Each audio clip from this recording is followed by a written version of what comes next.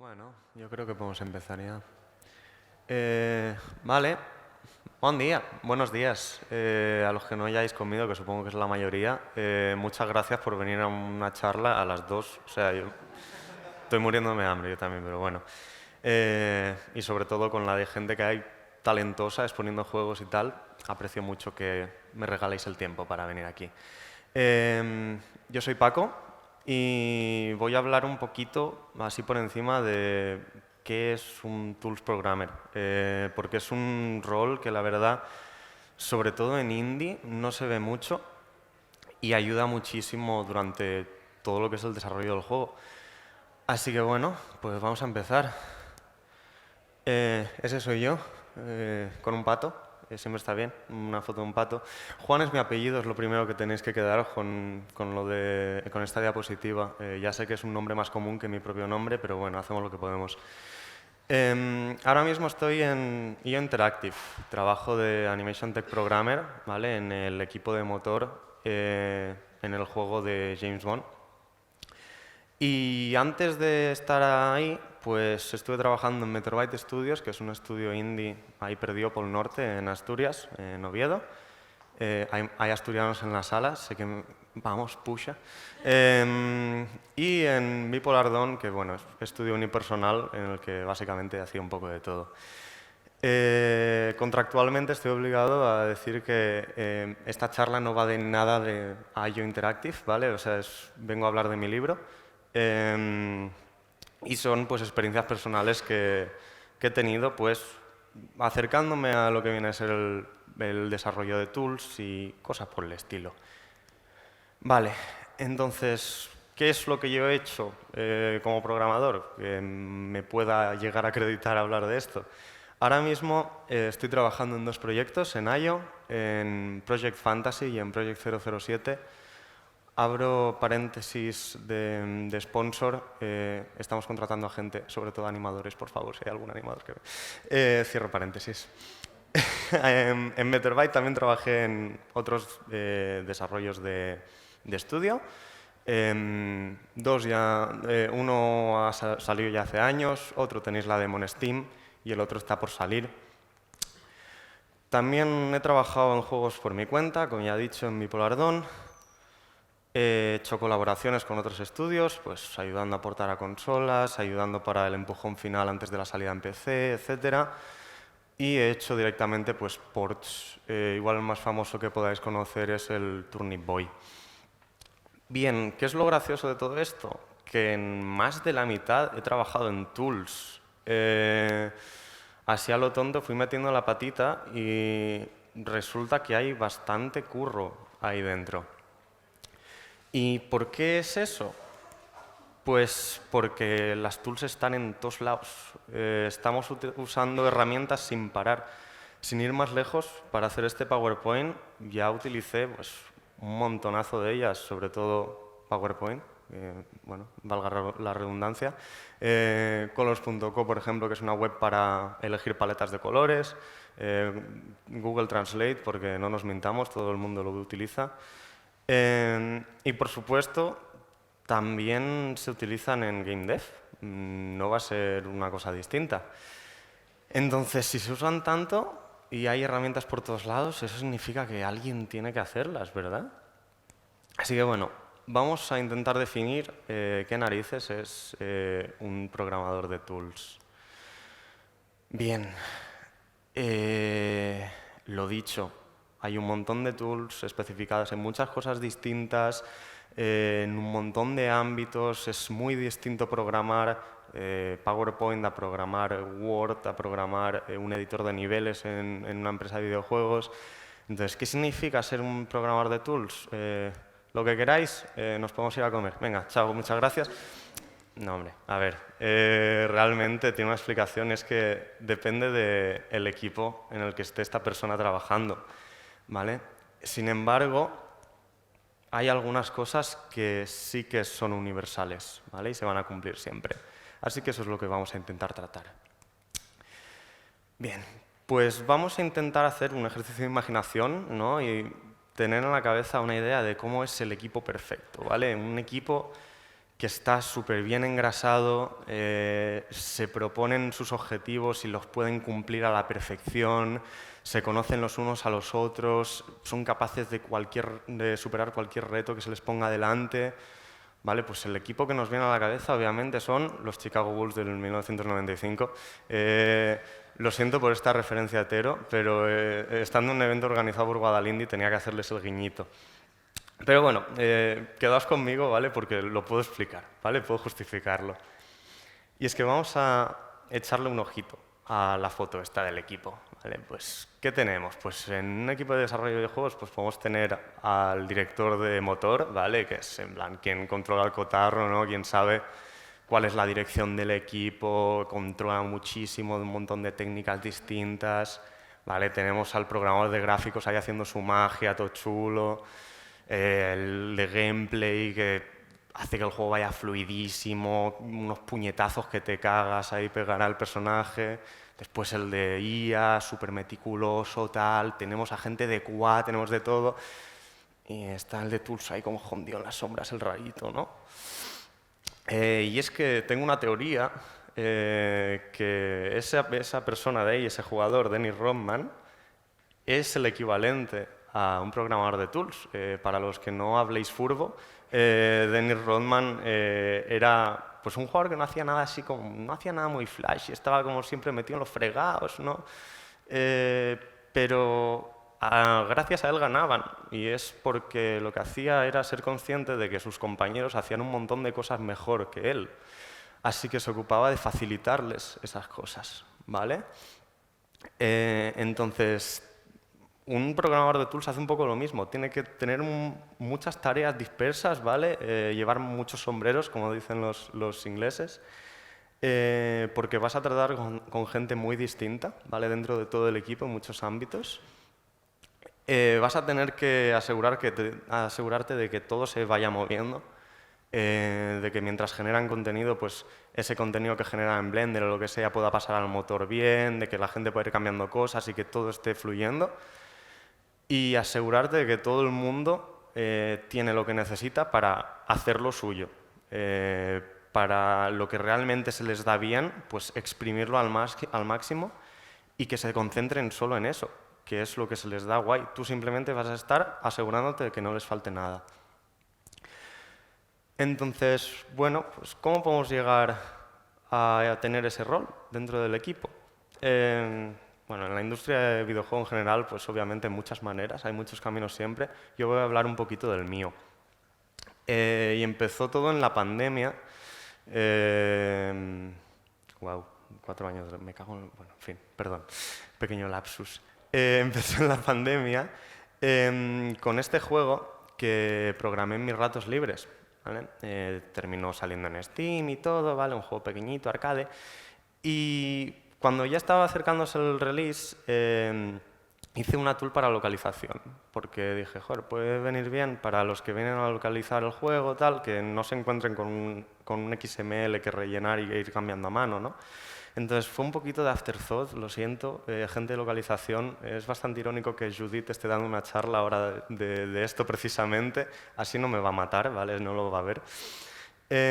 También fue una herramienta que iba un poco sola a su aire, ¿vale? No estaba como muy metida dentro del proceso de lo que es el desarrollo en sí, y no hacía gran cosa más que ser una interfaz, ¿no? Como dejar bonito el contenido de un XML y para poder editarlo y que se vean esos cambios, poder llevar un poquito de estadística de qué strings faltan, tal. Bueno, ahí tenéis una screenshot para que os hagáis una idea. Pero bueno, después llegó otro proyecto, Ignite Steel, y dije, está bien esto de las tools, realmente lo de la localización fue bastante guay, igual podemos hacer algo más por el estilo. Así que me metí a hacer un par de tools más pronto durante el proceso de desarrollo y más metidas, digamos, dentro de lo que es el proceso en sí, ¿no? Integradas con Unity, tocaban algunos assets que eran realmente clave del juego, por ejemplo, el estilo este que tiene pixel art, pero que realmente es 3D, era hecho con una tool que automatizaba sprites en 2D y generaba modelos, ¿vale? De manera automática. Y lo utilizaban otros miembros del equipo, que esto es muy importante. ¿Vale? Entonces, bueno, aquí ejemplo de tools que hice. Esta es la que os comento de los modelos 3D. Así que eso me hizo pensar en algo que se dice mucho en los deportes, siguiendo con la analogía esta que he hecho, que es que siempre que alguien mete un gol o encesta una canasta o lo que sea, esa persona estará contenta. Pero si alguien le ha facilitado eso, ¿vale? Si alguien le ha hecho un pase y le ha dejado en una posición en la que pueda anotar, entonces habrá dos personas contentas, ¿vale? La que ha anotado en sí y después la que ha ayudado a su compañero a conseguir eso, ¿vale? Y al final es algo muy chulo y es algo muy bonito. Entonces dije, pues bueno, pues vamos a saco con ello. Para el próximo juego, pues all out con las tools. Así que hice más avances en la tool de localización, más integración todavía con Unity, importadores 3D, o sea, para modelos 3D en plan de con efectos extra, tal, para que los artistas no se tuvieran que preocupar por meterlo ellos a mano, editores para conversaciones, para de todo.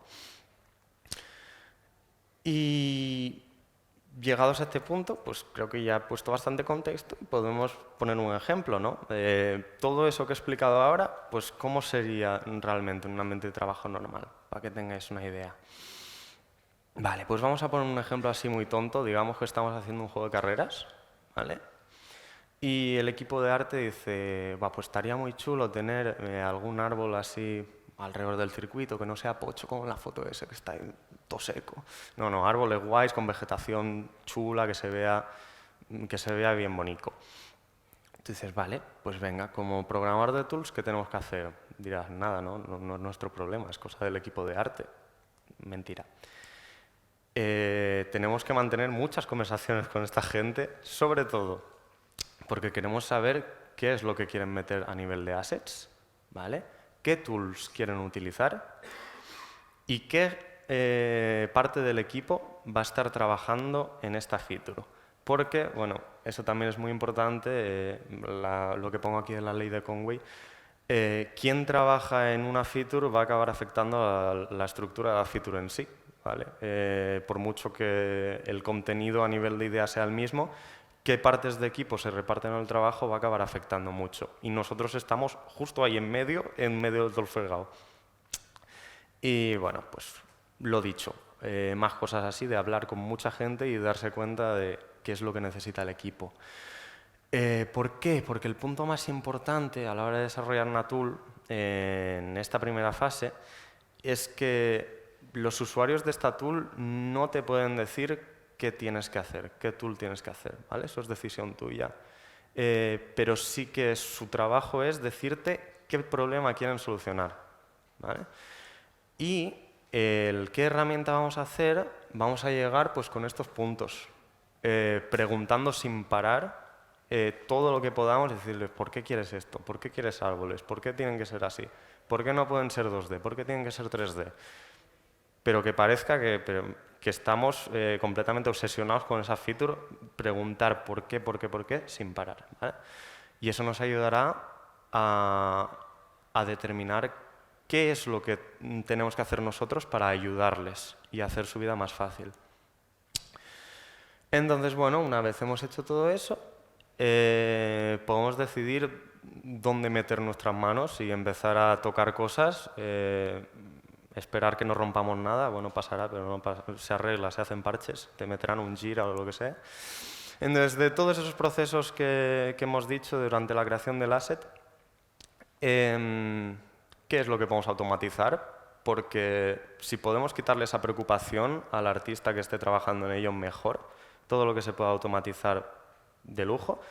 Pero habrá muchos casos en los que no podemos automatizar nada, que a lo mejor se necesita autoría. En caso de que sea así, pues ¿cómo podemos hacerle la vida más fácil a nuestros compañeros? Vale, pues por un ejemplo de workflow para esto, me he inventado un poco, pero más o menos, grosso modo, es así. En este caso de los árboles, pues podríamos meter mano aquí en estos dos puntos. A la hora de exportar el árbol y meterlo en nuestro motor y a la hora de poner vegetación alrededor de lo que es el circuito. Así que, primera tool que vamos a hacer, la de placement. Que puedan coger los artistas, los level artists, y poner ahí con un pincel vegetación, árboles alrededor. Bueno, sabemos que queremos eso, pues venga, vamos a programar. No funciona el GIF. Bueno. Pues venga, vamos a programar, que es lo que estamos esperando. No es tan fácil. Obviamente, no podía ser tan fácil. ¿Por qué? Porque las herramientas nunca existen en un vacío, nunca existen de manera completamente aislada de todo el proceso, ¿vale? Entonces nos tenemos que preocupar de una cosa muy importante, y es que nuestra herramienta que vamos a hacer funcione con el workflow normal del artista, nuestro compañero que tiene en su día a día, ¿vale? No les vamos a hacer abrir un programa nuevo que tengan que esperar media hora y tal, y que les rompa por completo el flow que tienen.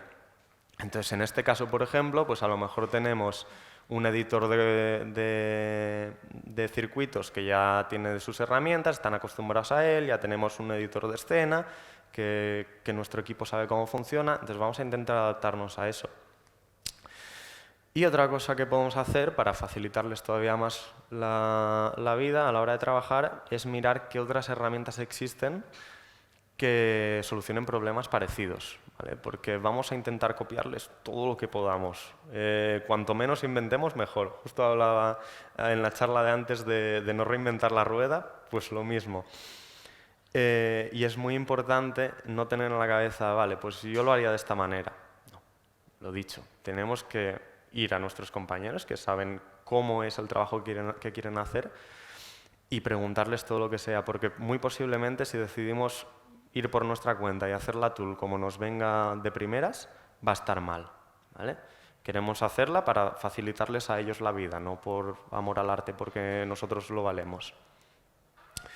Y bueno, pues aquí tenemos un ejemplo de los compañeros de guerrilla, que me parece un ejemplo muy bueno, que también es de vegetación. Ellos ya tenían un sistema aquí de generación de props automatizada, procedimental, hay charlas de GDC a punta pala que podéis ver sobre eso. Entonces cuando hicieron la tool, pues lo que hicieron fue, vale, pues vamos a hacer una capa más sobre este sistema que ya tenemos, y así el resto del equipo no le supone un salto muy gordo tener que empezar a trabajar con lo nuestro. Y bueno, un ejemplito de cómo sería el pincel este para generar vegetación. Y después a lo mejor otro requisito que tenemos en este ejemplo es para importar, que nos vienen los compañeros de gráficos y nos dicen, oye, pues a lo mejor por cada vértice que importamos del modelo 3D necesitamos saber distancia del origen, la normal, está, ¿no? Y nos vienen aquí con una lista de requisitos y dices, vale, esto se puede hacer en Blender, pero es que igual tenemos al pobre artista aquí durante 3 horas amargado haciendo cosas que no le tocan. Son cosas que son muy complicadas de computar en tiempo de ejecución cuando tenemos el juego corriendo, que queremos que nos venga ya de antes, pero también a la vez son muy técnicas para que un artista 3D, en este caso, se ponga a hacerlo. Pero bueno, aquí tenemos una ventaja, y es que esos datos son estáticos, así que podemos bakearlo y hacer una pequeña tool que lea el asset y lo meta dentro del motor con esta información nueva, modificando lo que hay dentro, ¿vale? En este caso, ¿es tan fácil? ¿Hay algo más? Sí, en este caso sí. Hay veces que con eso ya sirve, ¿vale? Y bueno, pues ya para ir cerrando, porque lo dicho, son las 2, todo el mundo tiene hambre, vamos a poner un par de puntitos, así como para empaquetar la charla y quedarnos con las ideas clave. El primero de todo, aunque este se aplica a todo, hay que ser un buen jugador de equipo, ¿vale? Porque los juegos los hace gente, mucha gente en muchos casos, aunque en esta sala pues la mayoría de casos serán equipos pequeñitos. Sigue siendo un grupo de personas que se tienen que coordinar durante mucho tiempo para llegar a una meta en común. Entonces hay que cuidar de ese equipo y hay que intentar ser buena persona, no ser un desgraciado hijo puta que va haciendo la vida más complicada. Y dentro de lo técnico, que es el desarrollo en sí, facilitar a nuestros compañeros lo máximo posible, ¿vale?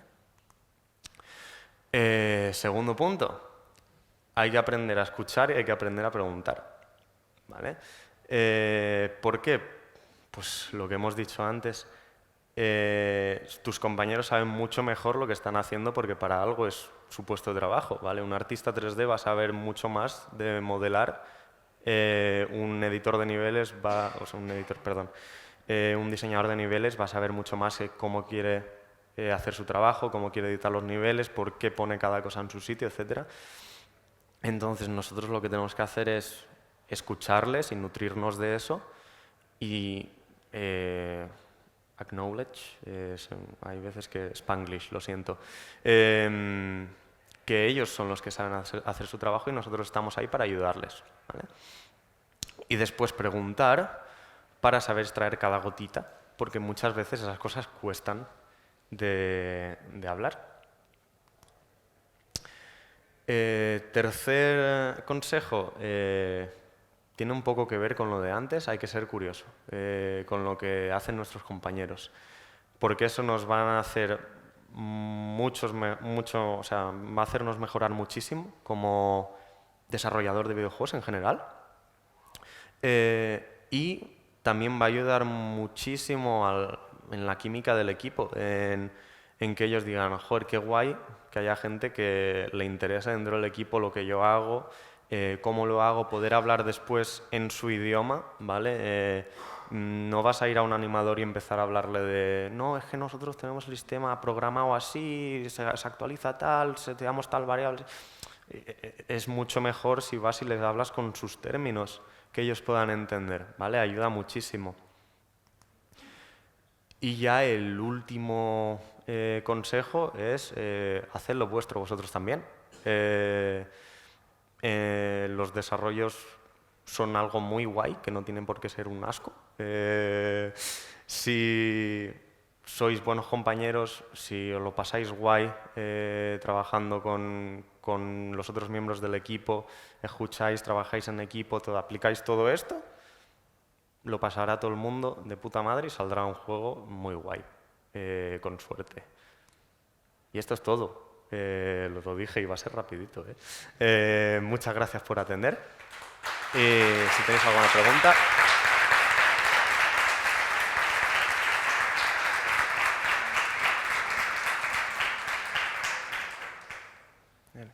El micro.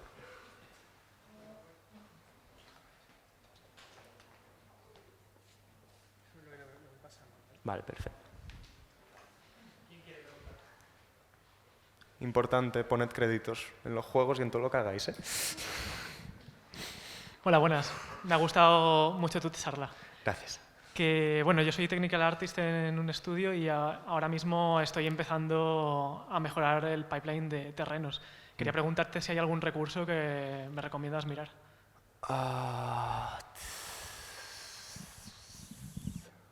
En terrenos no te sé decir la verdad. Pero, por ejemplo, de Technical Artist, seguro que lo conoces, hay un chico que se llama Harry Alisavakis, creo.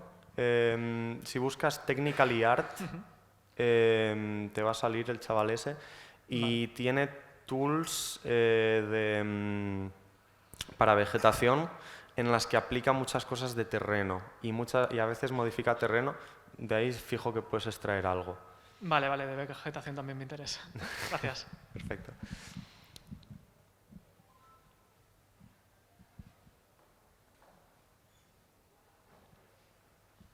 Hola, enhorabuena por la charla, me gustó mucho. Gracias. Y quería preguntarte, habiendo visto que has programado tanto herramientas externas al motor como integradas dentro del motor, ¿en qué casos crees que sería mejor hacerlo desde fuera o desde dentro?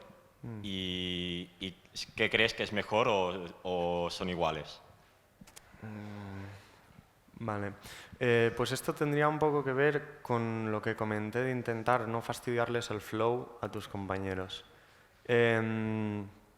Si es alguien que va a tener normalmente el editor abierto, un diseñador de niveles, o algún environment artist, algunos animadores, sobre todo animadores técnicos. Va bien hacerla embebida parte de lo que es la suite en general del editor para el motor. Pero si es algo tipo localización, algo a lo mejor que yo que sé, quieras tener una preview de cómo se vería un material o algo así, sí que va muy bien que sea una herramienta standalone, porque te ahorra el dolor de tener que arrancar todo el editor y venga a cargar assets y venga a tiempo.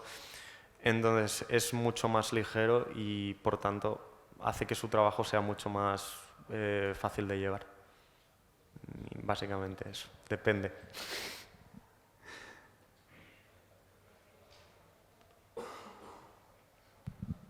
Hola, buenos días, bueno, buenas tardes. Mi pregunta va un poco relacionada para alguien que quiere entrar un poco en el mundo de Technical Artist y tools y tal.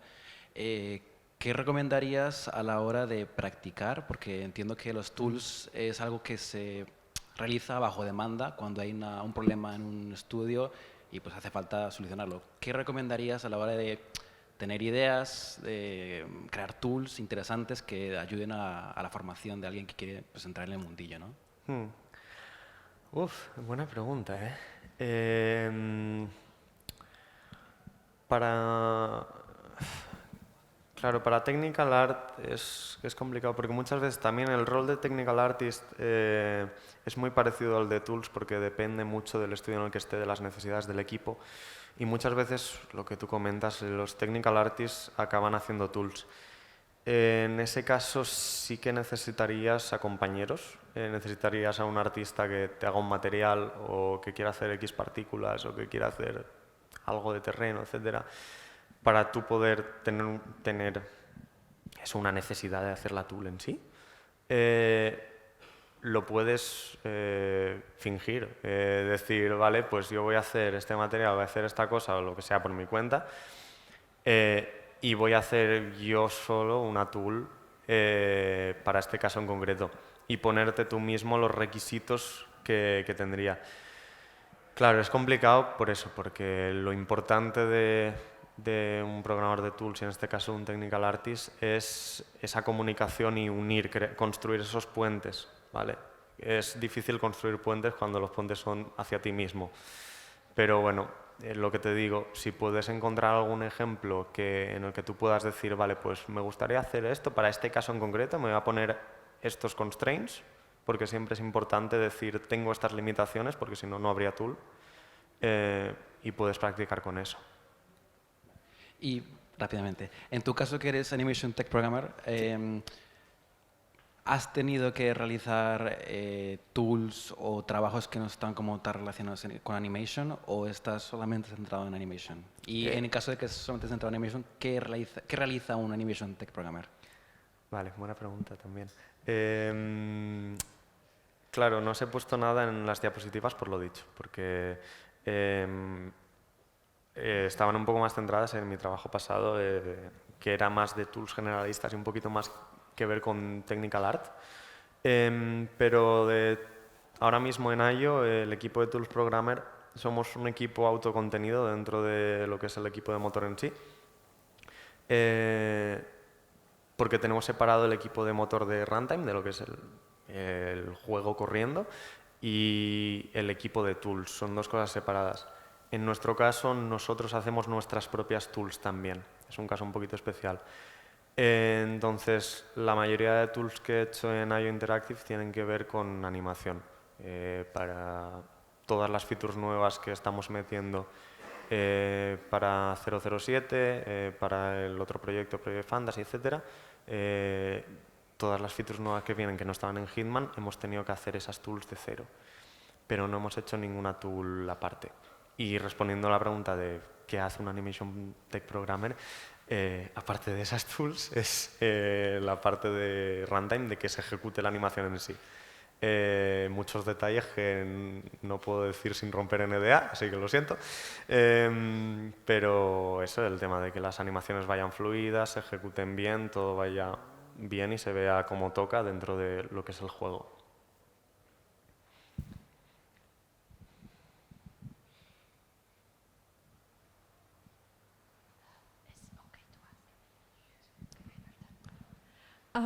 I'm sorry, is it okay to ask in English? Because I Nah, can't it's speak it, I can only perfectly fine, understand no it. problem. Okay. Does it ever happen when you're developing a tool or when any of your colleagues are developing tools that you have to ask someone from another area of programming, gameplay, or graphics or whatever, to change maybe some portion of the code because otherwise the tool either is not possible to build or is way too difficult to build and it's preferable to change a piece of something else in some other part of the game? Does that ever happen? Is it a thing that should even happen, or is it a job of a tool developer to not make that an issue at all? Nice question. Well, I mean, is it okay if I just respond in English? Okay, perfect. Sometimes it happens, mostly when the tools are related with very like white pieces of like gameplay content, like entities whatsoever, editing scenes, whatever, you name it. Because, for example, when a very usual thing that happens is that when you're working on the game, you're running in the editor or whatever, you're running debug, you want to have access to a lot of data, and you want to be able to modify that data, if possible. And when you're running the actual game on a console or on PC or whatsoever, all that stuff is garbage, basically. You don't want it. So in many cases, like the most common case is that you have to split some processes in chunks and sort them in a way that you can easily debug them. But then reorder them for the actual like release runtime. A very like basic example that happens in most of engines, it happens in Unity, for example, is the entity lifecycle. When you have an entity and you have like the initialization part, like maybe callbacks for collision system, render system, whatsoever, then the update, and then you have the dispose of that entity. You want to add a good bunch of tools in the middle of those parts, so you end up modifying the way it behaves, and you end up in many cases having to call some of the core guys and say, hey, we need to make these changes from the tool side, from a debug perspective. And yeah, they are the ones running those changes. You're not in charge. So, yeah, good question. ¿Más preguntas?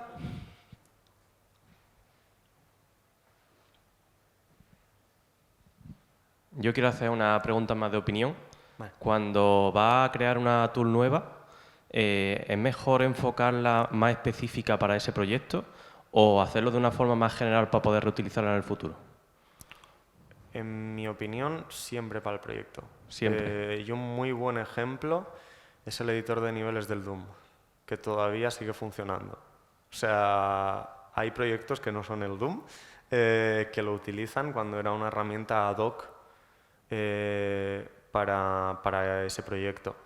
Y el motivo es básicamente porque si quieres hacer la vida más fácil al resto del equipo, cuanto más específico seas, mejor. Claro, también, bueno, hace 2 charlas también hablaban en diseño sobre qué es contenido, qué es una feature, qué es arquitectura, etc. Hay cosas que a lo mejor son muy, muy, muy específicas y que no quieres hacer una tool o quieres subirla un poquito de nivel, pero intentando estar lo más cerca posible de lo que es la feature en concreto para ese juego. Pero hay veces que es tan específico que también quieres hacer una tool que sea de usar y tirar. ¿Vale? Entonces, en mi opinión, siempre es mejor atacar el problema e intentar solucionar ese problema en concreto, porque al final tus compañeros van a agradecerte eso y les vas a ahorrar muchísimo tiempo. Guay.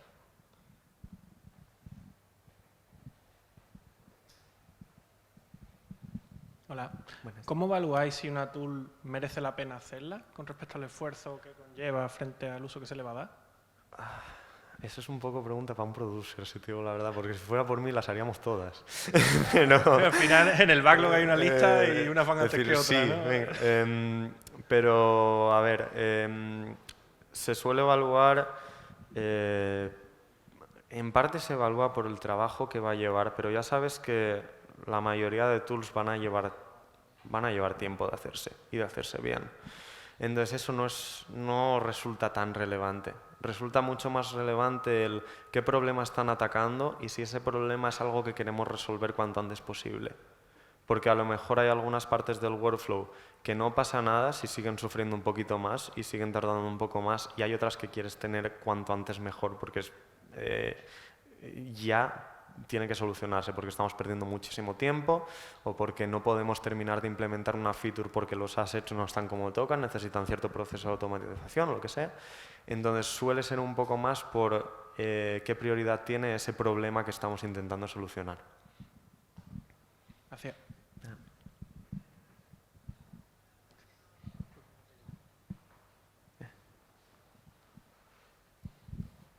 Hola Paco, buenas tardes. Me llamo Enrique, muchas gracias por esta charla. Gracias. Era con referente a una de las respuestas que has dado sobre tools de usar y tirar. ¿Cuándo consideras que es una tool de usar y tirar? O, mejor dicho, ¿hay veces en las que es necesario hacer una tool insignificante o muy pequeña para salir del paso y luego ya desarrollarlo bien? ¿O son tools que simplemente se usan para ese proyecto y no los puedes reutilizar en ningún otro caso? Gracias. Pues lo dicho, depende un poco de la importancia que tenga lo que estamos haciendo y cuánto nos va a ahorrar de sufrimiento de tener que ir por ese proceso sin la tool. Muchas veces, si son realmente de usar y tirar de esto se va a usar solo para este caso en concreto y durante este espacio de tiempo en concreto, suelen ser cuando hay cambios, yo qué sé, upgrades en cómo se serializa X tipo de assets. O a lo mejor algo que teníamos repartido por entidades en toda la escena, de variables, valores, etc. Ahora tenemos un sistema que puede manejarlo de mejor manera, entonces hacemos una tool que simplemente parsea todos esos datos y los vuelca en ese otro sistema de una vez y ya está, porque ese sistema ya se encargará de guardarlo, serializarlo, como sea. Pero esos son casos muy, muy concretos, porque normalmente las tools van a vivir lo que viva el proyecto, como mínimo. Y lo dicho, a lo mejor muchas veces piensas que estás siendo muy específico, pero resulta que esa tool va fantástico para otro juego del mismo género que vais a hacer como siguiente proyecto o cuando sea. Entonces van a vivir más allá de la vida del propio proyecto para las que se han hecho. ¿Quieres responder? Ah, vale. Buenas. Yo me quedé un poco en la parte en la que hablabas de Conway, de la ley de Conway, de la gente que está trabajando en el proyecto. Entonces, bueno, van dos preguntas en una en realidad. La primera es si tienes alguna, no sé si metodología exactamente, pero algún truco a la hora de entenderte con la gente para ser capaz de entender qué es verdaderamente lo que necesitan. Y luego, si alguna vez alguna tool que has desarrollado, a pesar de solucionar un problema que a lo mejor quitaba mucho tiempo, ha producido alguna tirantez a la hora de adaptarse en el equipo. Por ejemplo, pues no lo sé, porque a lo mejor era una herramienta muy de programador, no sé si me estoy explicando, sí, con una interfaz muy fea o que no se entendía muy bien, y cómo la habéis ido solucionando. Vale. Bueno, pues respecto a la primera pregunta de cómo entenderse con el resto del equipo y poder sacarlo todo, la metodología que uso yo se llama ser más pesado que una vaca en brazos. O sea, hablar con los compañeros sin parar e intentar entender cuál es su manera de atacar cada problema que quieren solucionar. Pues lo dicho, en mi caso con los animadores, por ejemplo, decirles, vale, pues esta feature que quieres de animación, ¿por qué tiene que ser así? O cómo es, tú cómo la atacarías. Simplemente, no para coger referencia de cómo lo haría yo, o sea, o de cómo lo tengo que hacer yo, sino para intentar sacar qué problema él predice que va a encontrar por el camino, ¿vale? Cómo lo atacarías, qué es lo que tú estás haciendo ahora para evitarlo, etc. Entonces, intentar entender cuál es el workflow que tienen para después yo poder trabajar. Y la otra pregunta era de si alguna herramienta que he hecho no ha encajado bien. Sí, a veces pasa. Que tú crees que alguna parte del proceso es muy evidente, además tú estás en completa visión túnel porque durante los últimos días, semanas has estado trabajando en eso, entonces sabes cómo funciona porque lo has parido tú. Y de repente pues viene la gente que lo tiene que utilizar y te dicen, oye, que no nos sirve porque esto molesta, esto tal, lo que sea. Pues se arregla repitiendo el proceso, diciendo, vale, ¿cómo lo estás utilizando? ¿Qué problema es lo que te soluciona y qué problema es lo que no te está solucionando? También muchas veces se mete por en medio, sobre todo porque las herramientas que hacemos están integradas dentro de Glacier, que es el editor de nuestro motor. Se mete los programadores de interfaz de Glacier en sí a echar una mano, a decir, vale, pues igual podemos utilizar estas herramientas o esta convención que tenemos en otras tools, etc. Pero básicamente es repetir el proceso ad nauseam. Hay tiempo para una más. Si hay alguna más. Perfecto. Nada. De locos. Pues muchas gracias.